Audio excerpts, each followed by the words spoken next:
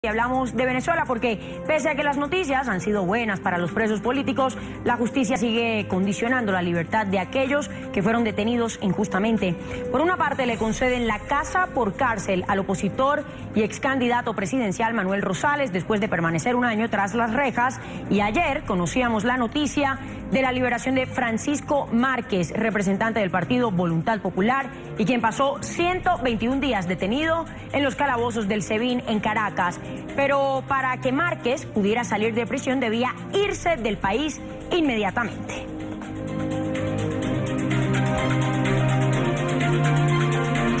En la tarde de NTN 24 estamos con los protagonistas de la noticia. Nos acompaña justamente Francisco Márquez, dirigente de Voluntad Popular, liberado en Venezuela. También está con nosotros su madre, María Luz Lara Márquez. Bienvenidos, un verdadero gusto que nos acompañen a esta hora de la tarde.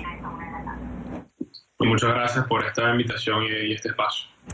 De verdad que nos alegra mucho que nos acompañen y bueno, terminó toda esta agonía para ustedes como familia. Quiero empezar por usted justamente, Francisco, preguntarle cómo está, cómo se encuentra y cómo ha vivido estas intensas, si lo decimos así, últimas horas. Bueno, ciertamente la palabra intensa describe muy bien también sentimientos encontrados. Yo le comentaba que para mí salir, la mejor manera que lo puedo describir es como si uno ha sido secuestrado con muchos amigos. Y bueno, yo salí, pero tengo otros amigos que siguen secuestrados, que siguen bajo ese injusto encarcelamiento. Y segundo, sentimientos encontrados porque me tocó irme del país. Eso fue una exigencia para yo poder salir del SEBIN, que es el lugar de reclusión de esa agencia de inteligencia de Venezuela. Y ha sido muy, muy difícil esa salida. Especialmente porque, bueno, yo soy un servidor público, he sido un activista político desde muchísimo tiempo y pues nadie debe tener que escoger entre su libertad o el exilio forzado. Y eso ha sido algo que pues, ha sido muy difícil. Sin embargo, yo después de todo lo que he vivido, puedo decir que estoy convencido que en Venezuela tenemos que trabajar para que más nunca existan presos políticos. Y ese es el compromiso que yo he asumido desde hace un tiempo, pero hoy más que nunca, después de lo que he vivido, después de tener esos compañeros y después de presenciar y vivir todo lo que he vivido estos últimos 4 meses. Ahora, doña María Luz, usted como madre, ¿cómo transcurrieron estos 121 días con su hijo tras las rejas? Y bueno, ya finalmente lo puede tener nuevamente a su lado, puede abrazarlo, puede estar con él. Sí, bueno, fueron 121 días muy difíciles para mí y para mi esposo y para los hermanos, ellos son 3. Y toda la familia, porque justamente fue como un secuestro. Francisco era inocente desde el principio, pasaron los 45 días, hubo una acusación sobre bases falsas al punto que la jueza eliminó la acusación el 15 de agosto y cuando teníamos la esperanza que iba a salir, pues no salió. Entonces han sido realmente 121 días de agonía y de muchísima angustia y como dice Francisco, nosotros realmente la vida nos cambió. Y nosotros ahora somos parte de esa familia de los presos políticos en Venezuela, en donde aunque esté él afuera, como él dice, estamos muy felices por eso, pero por otro lado, yo no puedo olvidarme de esos muchachos que veía 2 veces a la semana en el SEBIN y que los dejamos ahí, a mí se me parte el alma, porque la mayoría son absolutamente inocentes y tienen cargos inventados, y hay muchos que tienen boletas de excarcelación y no los sacan, hay muchos que tampoco tienen acusación y no los sacan. Por lo tanto, no hay Estado de Derecho. Yo te puedo decir que hemos sido víctimas de una situación en donde no hay Estado de Derecho. Claro, es el sentimiento también de usted como madre, como ciudadana venezolana. Francisco, para que precisemos un poco su caso, para que todos conozcamos un poco más de su caso, al momento en el que usted lo detienen, sabemos que se trasladaba por vía terrestre, lo hacía al Estado portuguesa y lo hacía para ayudar con la logística en esa etapa de validación de firmas en apoyo a la celebración del revocatorio contra Nicolás Maduro. ¿Qué es lo que le dicen en el momento en el que lo detienen, en el que lo capturan? Sí, bueno, nosotros fuimos los primeros presos del revocatorio, por eso nos encarcelaron. La forma en que ocurrió cuando a mí me paran en el puesto de la Guardia Nacional, yo tenía un dinero de logística que era para los temas de movilización, autobuses, algo completamente normal. Lo que genera el cambio de actitud completamente de la Guardia Nacional fue cuando descubrieron unos 150 panfletos nada más, que los panfletos decían libertad para Leopoldo López.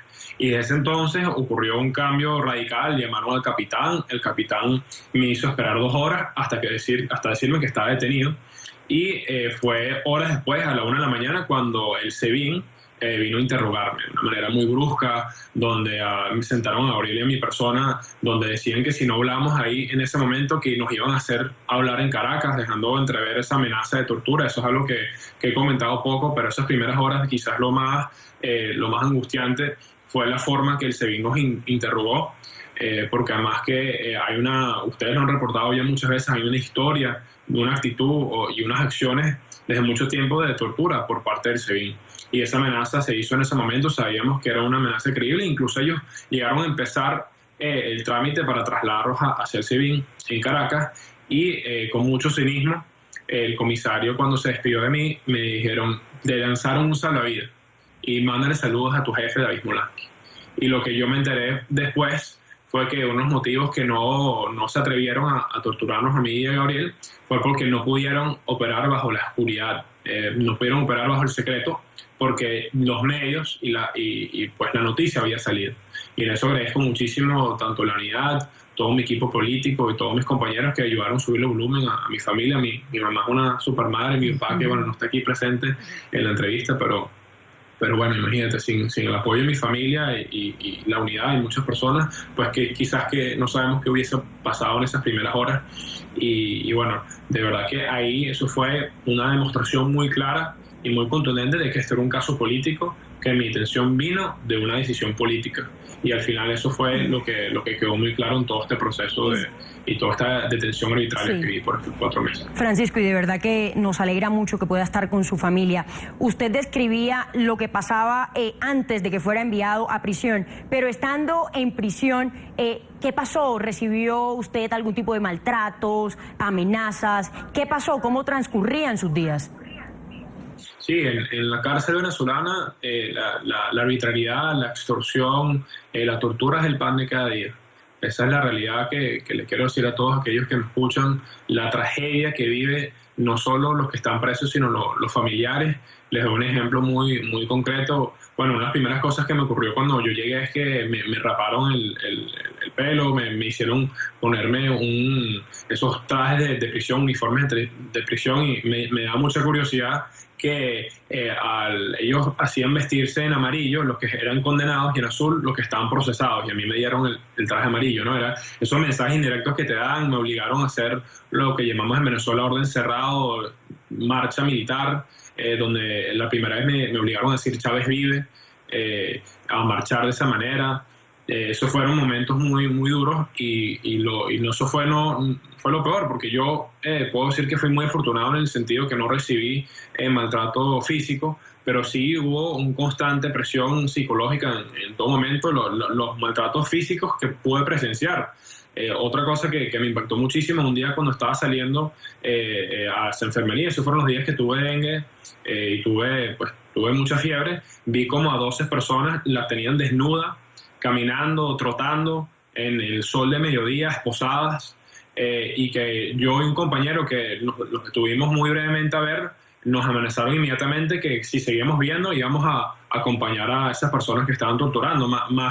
Era ya de rutina, era constante las golpizas que le daban a otros presos, y muchos eran presos comunes, y lo que hay que entender es que aquí no había ningún tipo de pudor, ni siquiera los custodios no intentaban en ningún momento esconder lo que estaban haciendo.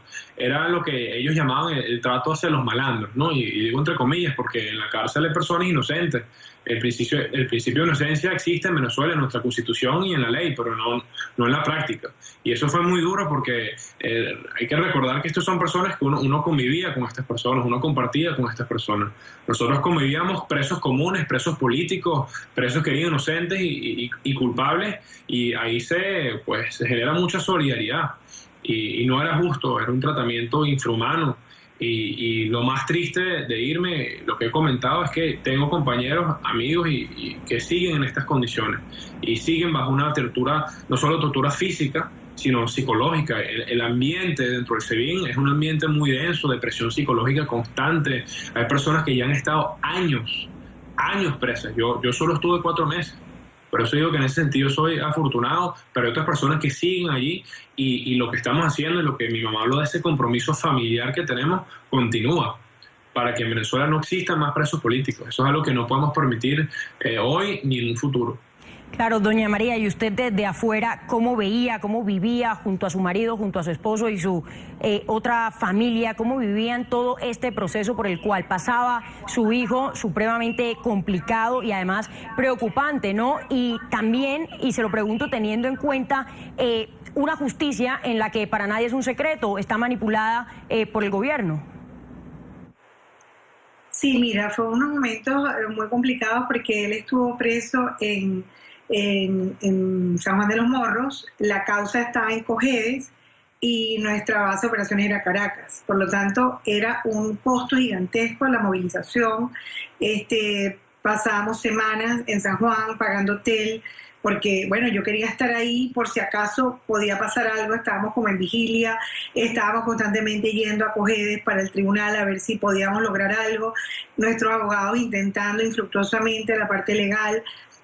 Fueron unos meses de extraordinaria zozobra, sabiendo que él era inocente, intentando que entrara en razón, pero tengo que decirlo ahorita responsablemente que estoy afuera, además que lo puedo decir, te digo, la familia de los presos políticos tenemos un bozal, tenemos una mordaza, y yo quiero hacer esa denuncia y quiero decir, nosotros caímos en eso, porque nos decían, si usted habla, va a sufrir Francisco. Y a Maribel le decían, Gabriel va a sufrir, quedémonos callados, no digas nada.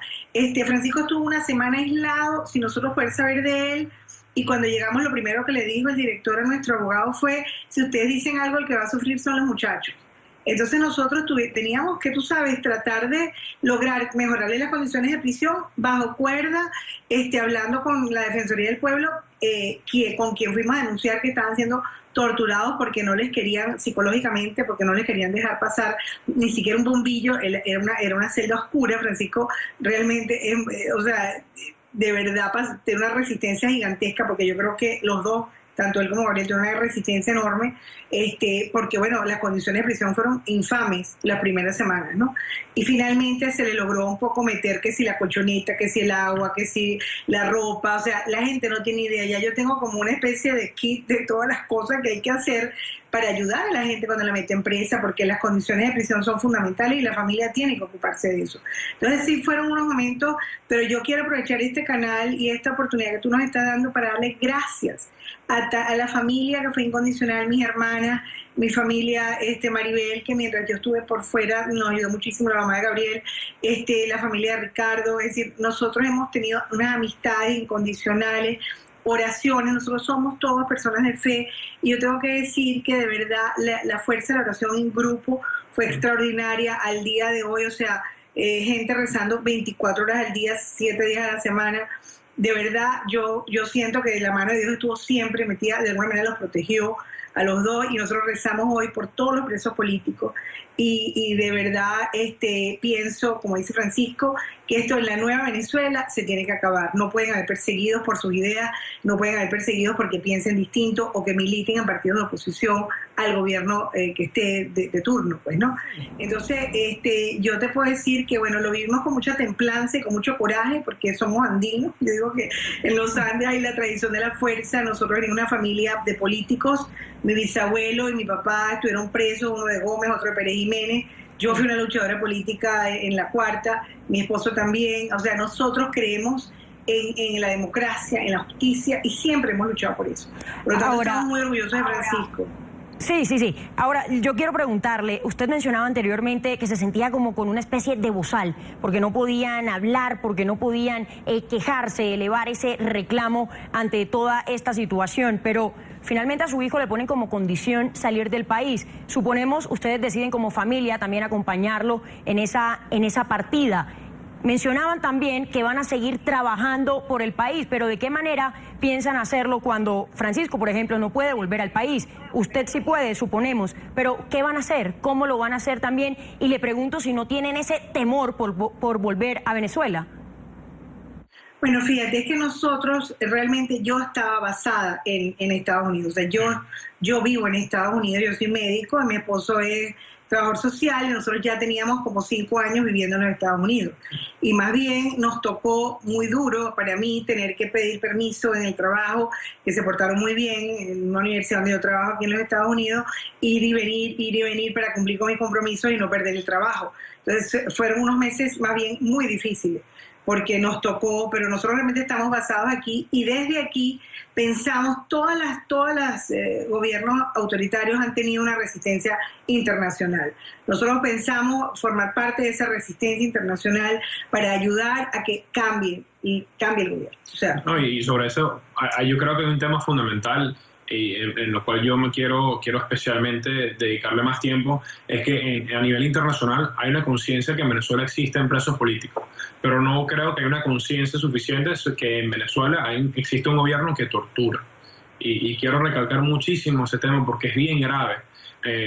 Esperemos, a medida que pase el tiempo, hay muchas pruebas, muchos documentos, iremos sacando muchas cosas. Más allá de lo que yo pude presenciar personalmente, hay otros casos. En el SEBIN han habido torturas. Yo mismo logré entrevistar y escuchar anécdotas de personas que han sido torturadas y que han denunciado a nivel local, pero queremos ayudar que su voz sea escuchada a nivel internacional, en la OEA, en la ONU, en muchos lugares donde se escucha de primera voz de las víctimas de esta tortura tan terrible que ocurre en Venezuela.